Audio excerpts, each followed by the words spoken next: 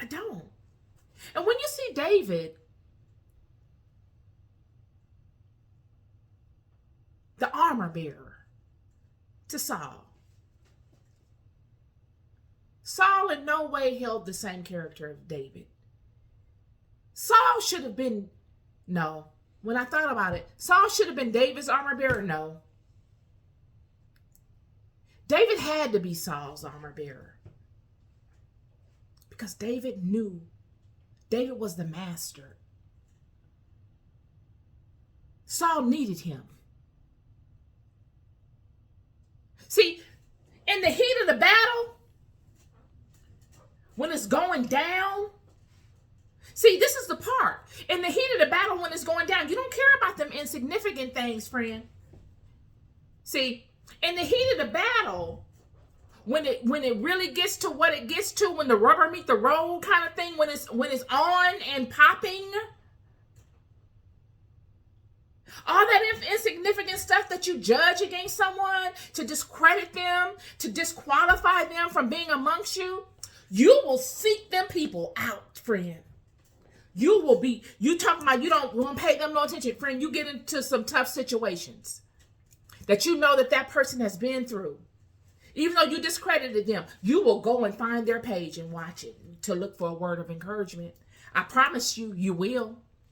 See, the problem is that you've been sitting in your house of fake cedar too long. And so now you feel like, okay,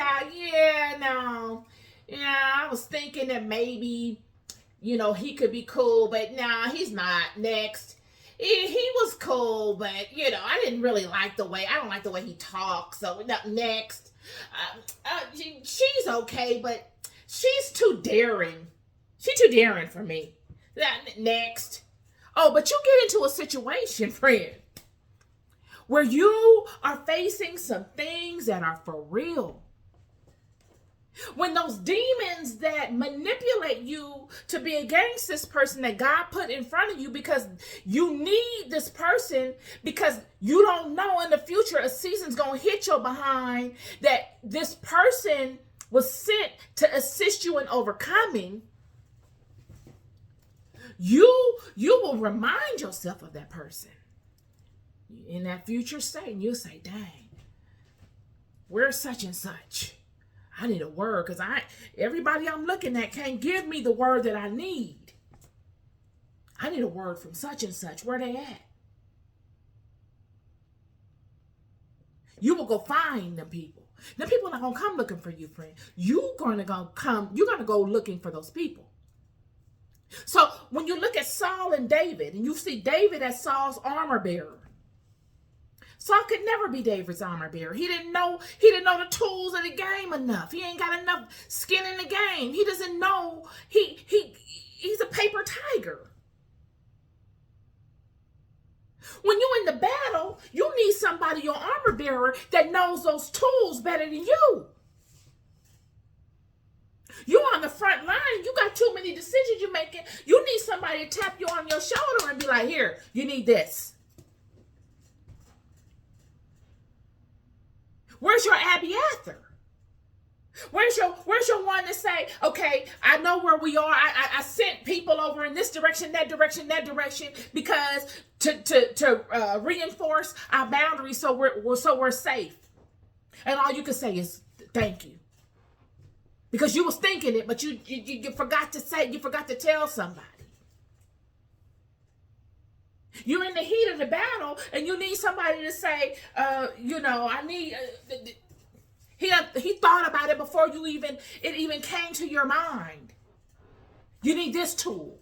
You need that tool. Oh, she's gonna need this next because this is what normally comes. You need somebody like that.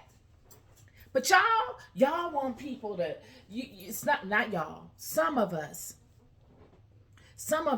are too Hollywood with it. You've been standing in your house of fake cedar too long, friend. I'm telling you, you're vulnerable. I'm just keeping it a buck with you. You're vulnerable.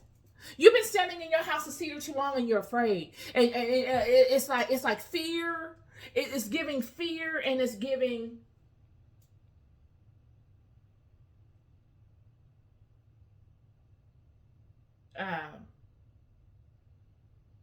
arrogance? Kind of like that. Kind of like Saul. David was Saul's best armor bearer. David could support him so that he could look like the king that God ordained him to be without wanting to be him. Yo, you don't understand. You don't understand. See, in life, when you get to a certain level of success or experience in a thing, your biggest problem in bringing people into your environment is not finding talent. It's finding people to master the role you hire them for. Because what you will find is you will get people that will come and beg you for a job and then get in there and start counting your money. And they low-key start trying to tell you how you're supposed to do you. They ain't invested a dime into it. They have no longevity in it. They've been here a month and they just been watching me and fantasizing of them being me. And how I could do it better. And how they would do better if they were in my position. Now we got a low-key competition going on here. See, you didn't get that with David. With David stayed in his lane. I'm telling you, this is why I love David.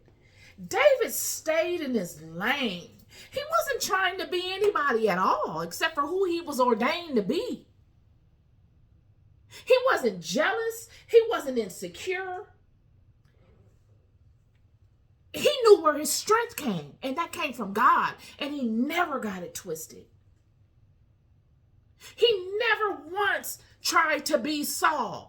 You can't find that in any, this is the part that gets me.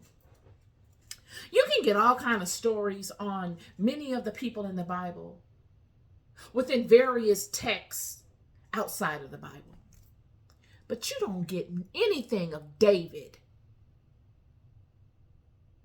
being anything outside of what he is conveyed to be in the Bible. He was integrous. He wasn't a faker.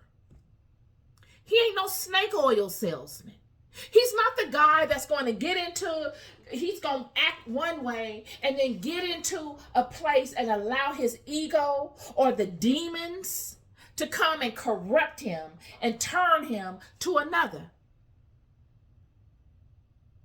David was cool being the role he was hired into being, armor bearer or whatever it was. He was fine with it. He had no aspirations to be king of Israel, even though everybody loved him and saw it in him. It was never on his radar. He said, I'm here to support Saul. Sure, I might have my personal opinions of Saul like everybody else, but that's not my job to sit up here and badmouth him. This is God's anointed. David was a man. I can remember